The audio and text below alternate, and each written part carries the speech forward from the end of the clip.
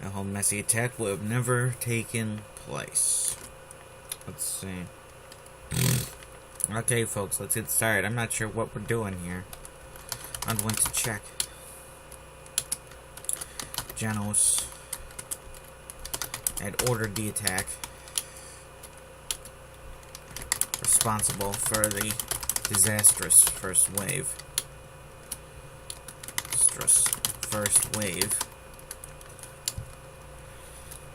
Or what the defenders would have called that first skirmish, and the first skirmish and the first wave soon afterwards. How long afterwards? I gotta write that down.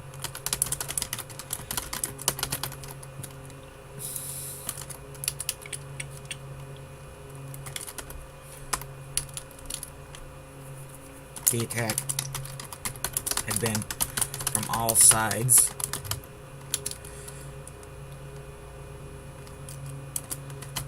The first wave was launched from all sides, occupied sides of the office building. Enemy forces resisted strongly.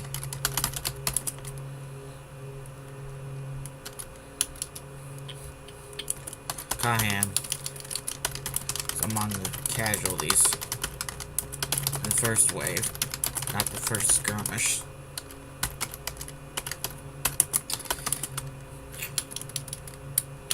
Hunt was pretty sure an attack for the front would have been the better call. The forces at their disposal were too spread out. Kahan had criticized the plan before the attack was executed. So these criticisms were not entirely Hunt's own. I'd imagine if he had time, he'd develop a planning ability on par with Kahan. Maybe you're gonna surpass him. He's still a young soldier, after he had seen a lot of shit. Genos had been angry over those first 6 casualties who he thought he was sending into an empty building, and thus easy to repel. Hit back. He was sending into an empty thing. To secure an empty building, he did nothing to check first. No recon, no warning shots, no recon, no checking the area. Not checking the area himself. Binoculars. Those 6 were killed. Those took the forces. 6 killed. Check. Any survivors? Now spread out the 200 plus men in armored vehicles under his command. They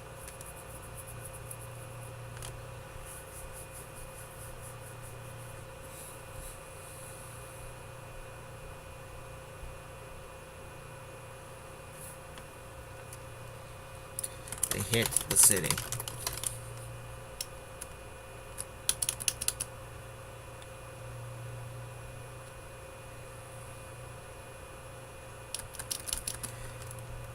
Then the first wave was launched, and the attacking force suffered devastation. And something of the Great War. Most of the armor killed.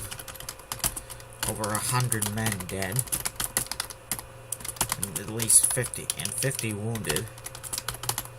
Only way would have been worse is a lot of wounded men left on the battlefield.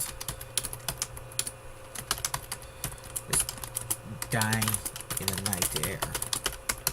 But the wounded were evacuated.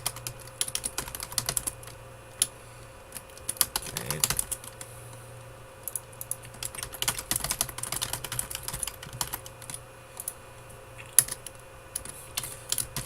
Captain Janos, I said, coming into the command room. We got to wait for reinforcements, Janos replied, looking rather more stoic than Hunt expected. He had hoped to catch Janos looking like a mental wreck. He certainly commanded troops like he was a mental wreck.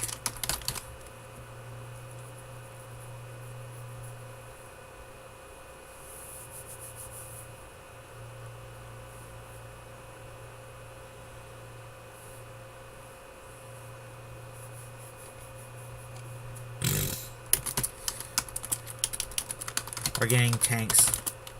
Great tanks. Real tanks. Janos noted. None of those shitty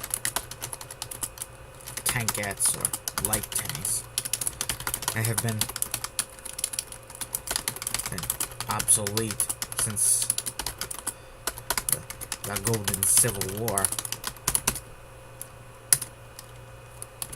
Janos's father had been equalindist volunteer in that war. He was just some dumb kid at the time. Let's see.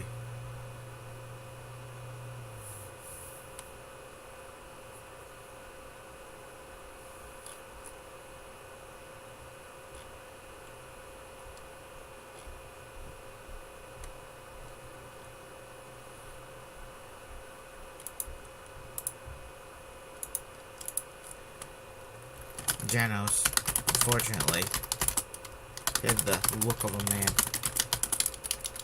in the right frame of mind. He looked acceptably rational, almost professor-like. His slicked back, black hair, gray, steely blue eyes, and square jaw, and big shoulders. Looked like some leading man at the start of his career.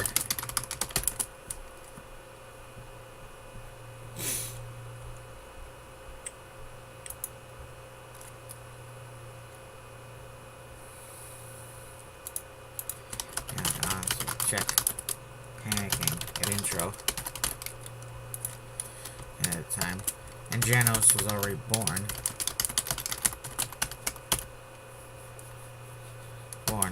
being about 5 years old, being about 1 year old in 0036 when the war broke out. Janos almost grew up without a father. But his father came back from the war alive and filled his childhood. Stories of grand battles. Now his father was always the underdog.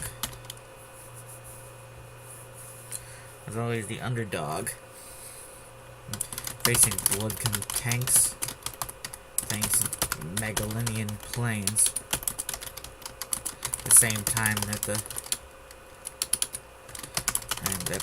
nationalist dogs are always throwing themselves the line, almost like they were mindless ants, no will of their own, and endless reserves.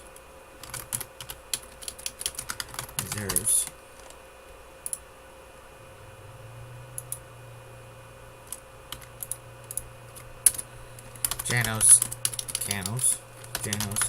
no interest in becoming an underdog. He wanted to hit the next attack, the office building, to be with overwhelming force.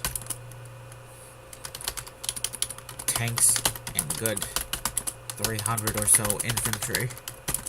We heard when you attacked a place, you should hit a defended building. You should hit them with about triple whatever they got.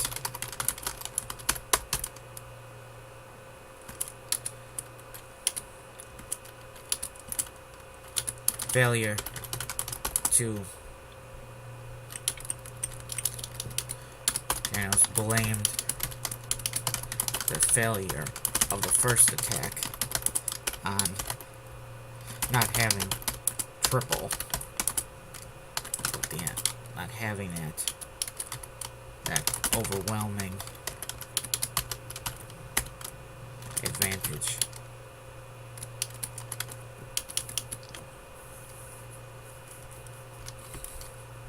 Having what he needed. Going back. Boy, my brain is screwed today. I'm going to failure first sex on not having 3 times what the enemy had.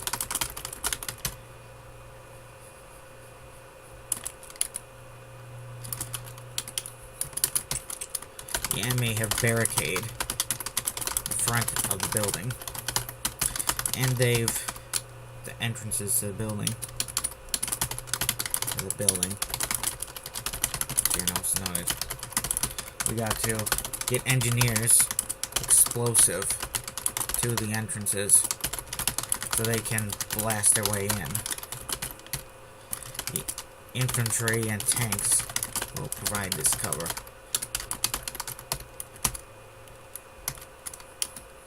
Right, sir. Hunt agreed. It sounded like a sane plan. What we need are requested copter support, but we're not getting it. Janos replied. We will be getting 10 tanks and another 100 plus infantry.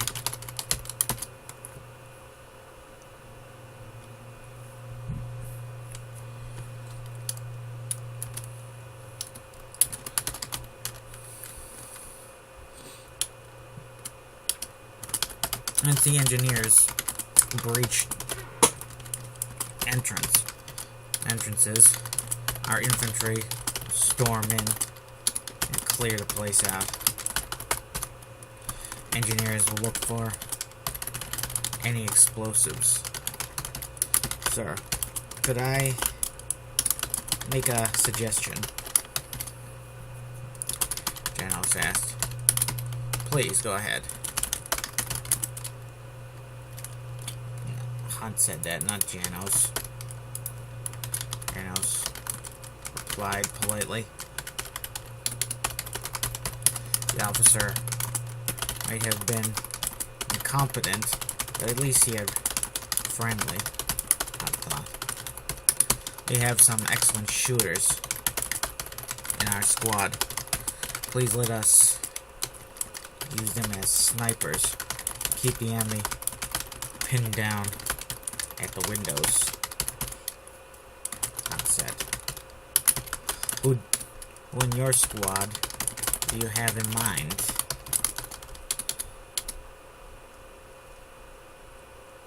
Janos asked. Dobin Tuck. Supplied. Private Hunt is in Private Tuck, not Hunt. Private Hunt is an excellent soldier. Thought you'd want him storming the gates with you. Janos muttered, crossing his arm, scratching his chin. Well, Hunt mumbled. Tuck is the Tuck is the kind of guy who would be fine with doing one job than another.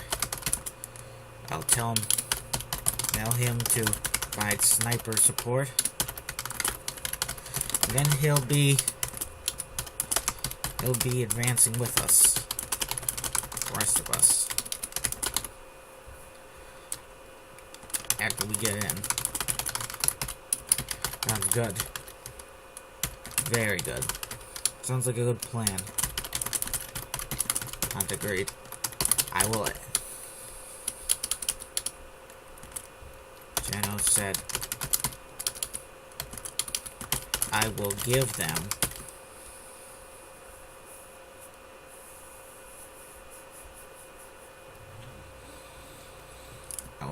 I will incorporate them into the plan as is. Janos didn't reply. Hunt's idea, putting their resources all toward the front. He didn't have bad reasons for this, saying that the front would become too cluttered with tanks and infantry. It was going to be tough advancing all around the building as is, due to all the dead and debris from the earlier fighting.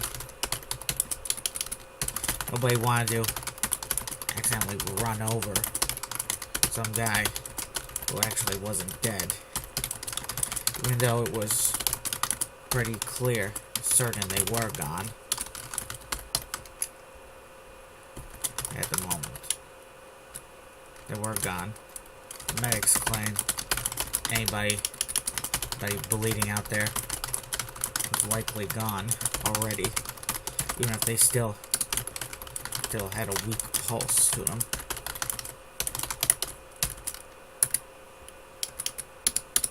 Brain damage. Nah, I guess I don't need that. The reader can infer brain damage. That's what happens when your brain doesn't get enough blood and oxygen. Fucking just dies. I'm not a brain surgeon, but, you know, it's pretty common knowledge, I think. The brain needs oxygen to live. Hunt got back to his squad and told Dolan what to do. Dolan headed up to the second floor of one of the buildings. 5 buildings facing the front, and got his M14 ready. He didn't have a scope with it, and there was a scoped rifle up there by one of the windows, not being used by anyone. It was an M16 though, and Dobin didn't trust the M16 next to his M14, which hadn't let him down.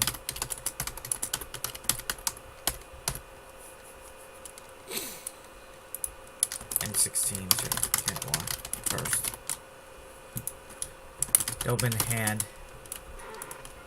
was sure M14 with no scope was more accurate than an M16 with one. Set to semi-auto.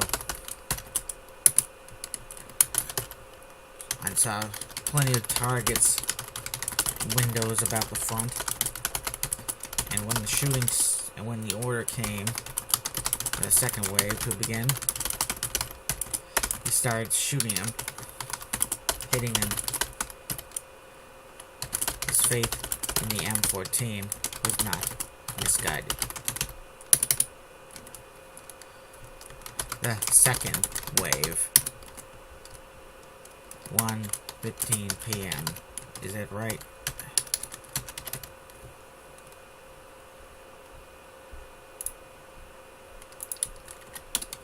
I used to get 2 a.m. and p.m. mixed up all the time. Anyway, let's end this session, shall we, gentlemen, ladies? Auf Wiedersehen.